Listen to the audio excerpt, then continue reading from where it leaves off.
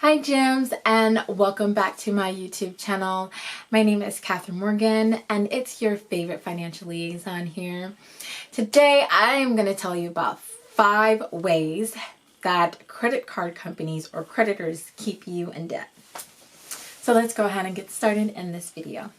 The first one is creditors will send you credit card applications in the mail. You want to know how I know? Because I literally just got one like yesterday.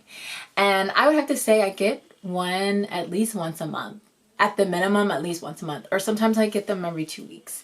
So it's very easy for you to get credit card applications in the mail, especially if they know that you have good credit or bad credit. It doesn't matter. They're going to send applications to you in the mail. It's blank and you open it up and they tell you about all of the rewards points that you can get. You can get 5% cash back, and it sounds all great, but if we're being completely honest, I don't need another credit card for any reason. Okay, I'm fine with the one that I have. But that's just one way that the creditors will get you guys to continuously stay in debt, okay? Especially if you're on a debt-free journey. Some people are, some people aren't. But for those of the people who are in the debt-free journey or they just got out of it, this is something that you want to be mindful of, because it happens all the times. I especially got a lot of them when I was in college, but this is definitely something that you want to watch out for, okay? The next one, this is tip number 2, is they will send you emails. They can send you credit card offers via email. I got one today, and the reason why I got it from was Credit Karma has like my email address, and Credit Karma can match you with credit cards and figure out the one that's best for you. The one that I got today was about the Blue American Express credit card. It's a great card, and I already have one, but they decided to, they said that I could qualify for another one. So I thought that was a little interesting that they were trying to give me a card again, give me another one, something that I already have. But this is very normal. It can happen to other people, especially if you have Credit Karma. A lot of people utilize Credit Karma. And I even do it myself. So just know that, be mindful that they also will send you emails, okay? The next way, which is option number 3 that they'll also try to do, is that when you walk into a store, sometimes employees are trained to upsell you. Okay, so when I went into Sephora, I think like a couple weeks ago to purchase some makeup, I love Sephora.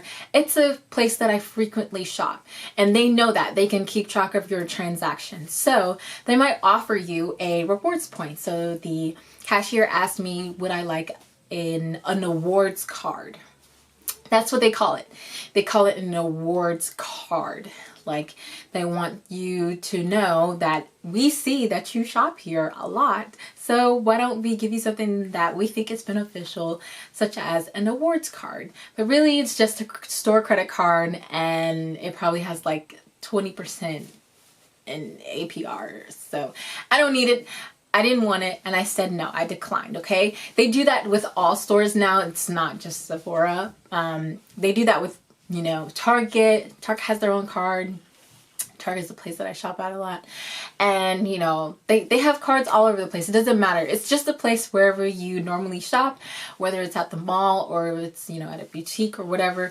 They will offer you awards cards, but really it's just a credit card. They're just asking if you want another credit card, okay? So be mindful of that.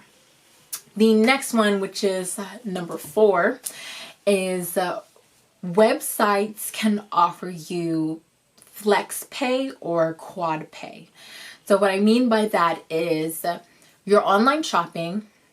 Let's say you're on Fashion Nova and you look at your cart, and even after the discount codes that you've already entered in, you're still sitting at about $100, $150.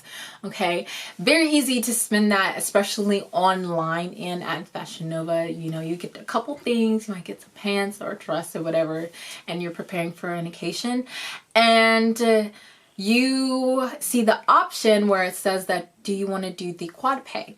never sign up for those. Please do not opt in to do those things. And the reason for that is because it just keeps you in debt, okay? If you can't afford the $150, even after all the discounts that you've already added, just don't bother, okay? Or you'll just have to save it for another time and save up for it, okay? So just don't bother with the FlexPay or QuadPay. I think FlexPay is with HSN. But whatever company or website that you're on and you're trying to go shopping, don't really opt into those. I don't believe that they put them on your credit. Like, I don't think they actually report you to the credit bureaus, but that could depend on how hefty, on how big your actual account is. Like, let's say you rack up a very, very large FlexPay or QuadPay amount, and you're trying to pay it and drag it for like the next 3 to 4 months and stuff like that. They could just send it to a debt collection agency and you could get that on your credit. So definitely be mindful of that, okay? And lastly, but definitely not the least, number 5, that is the advertisements and natural intelligence, or they call it crawling.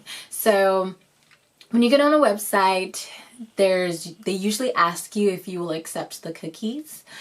And that is how, like, let's say you get on a website and you're looking through and you're browsing, and there you click on an image and you realize that I don't really like this one as much after reviewing it, and then you click off of it, and maybe you click off the entire website and then go someplace else.